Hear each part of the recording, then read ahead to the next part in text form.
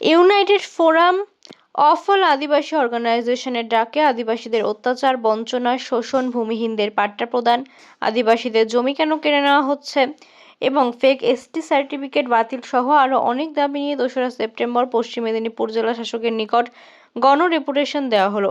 দাঁতপুর ১ নম্বর ব্লকের অন্তর্গত গোবিন্দপুর, শ্রীরামপুর, কৃষ্ণনগর, কুঞ্জপুর, বারজালালপুর, পলতাবেড়িয়া, সুরানারায়ণ সহ একাধিক আদিবাসী সম্প্রদায়ের মানুষজন যোগদান করে ডেপুটেশনে। অল ইন্ডিয়া আদিবাসী হো সমাজ, দাঁতপুর ১ এবং ২ নম্বর ব্লক, মানকি মুড়া কমিটি এবং ভারত জাকাত মাঝি পারগনা মহল, দাসপুর ১ এবং ২ নম্বর মুলুক কমিটির উদ্যোগে দাঁতপুর ব্লকের আদিবাসীদের সার্বিক সমস্যা এবং উন্নয়নের দাবিপত্র আকারে তুলে দিয়েছেন জেলা শাসকের হাতে। এই ডেপুটেশনে উপস্থিত ছিলেন অল ইন্ডিয়া আদিবাসী হো সমাজের নেতৃত্ববর্গ। তারই প্রতিবাদে আজকে এই বিক্ষোভ মিছিল। তো মেদিনীপুরে আমরা যে গণবিক্ষোভ মিছিলের আয়োজন করেছিলাম তার কিছুদিন আগে আপনারা জানেন ভারত স্বাধীন হয়ে আমাদের ৭৯তম হয়েছে। সেই পরিপ্রেক্ষিতে সেই স্বাধীনতা দিবসের প্রাক্কালে এই মেদিনীপুর শহরের ডিএম অফিস থেকে ভিনসরা দূরত্বে, অর্থাৎ আমাদের যে এখানে মেদিনীপুরে যে চার্জ স্কুল রয়েছে সেই স্কুল আপনারা জানেন বছরের ১৫ই আগস্ট ফুটবল খেলার আয়োজন করা হয়।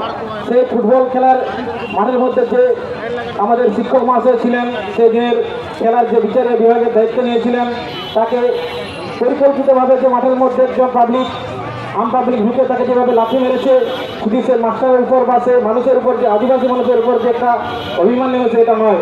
আপনাদেরকে ভাবতে হবে সেই মানুষ শুধু সেদিনে শুধু বিচারের বিভাগে দায়িত্ব নিচ্ছেন এটা নয়, তিনি একজন শিক্ষক।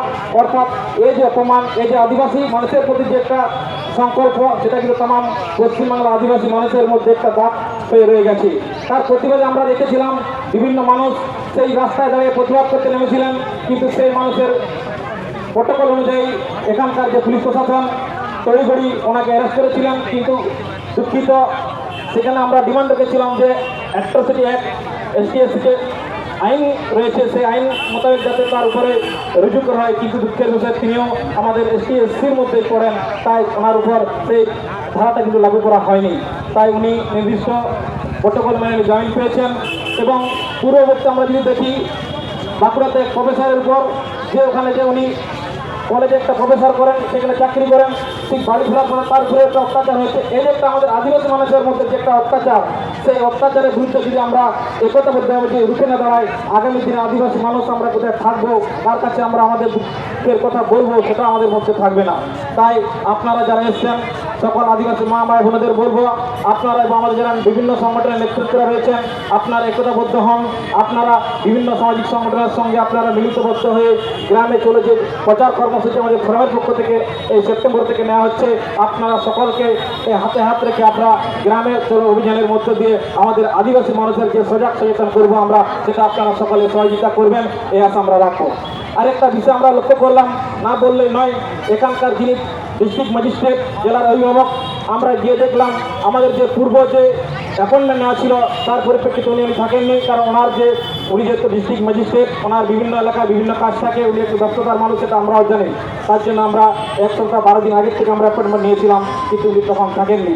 বাধ্য হয়ে আমরা এখানে বিভিন্ন আমরা যারা সংগঠনের নেতৃত্বে ছিলাম, আমরা আলোচনা মাফিক ওখানে মাধ্যমে আমরা যে সিএ আছেন ওনার মাধ্যমে আমরা খবর পাঠাই, তারপর উনি আসেন। কিছু একটা দুঃখিত আমরা এখানে যে ডিএম সাহেব আমাদের একটা কথা বললেন যে আপনারা সংগঠনের মধ্যে দিয়ে যদি কোনো বাড়াবাড়ি কাজ করেন আপনাদের শাস্তিযোগ্য অপরাধ হবে এবং অপরন্ত অ্যারেস্ট করা যেতে পারে।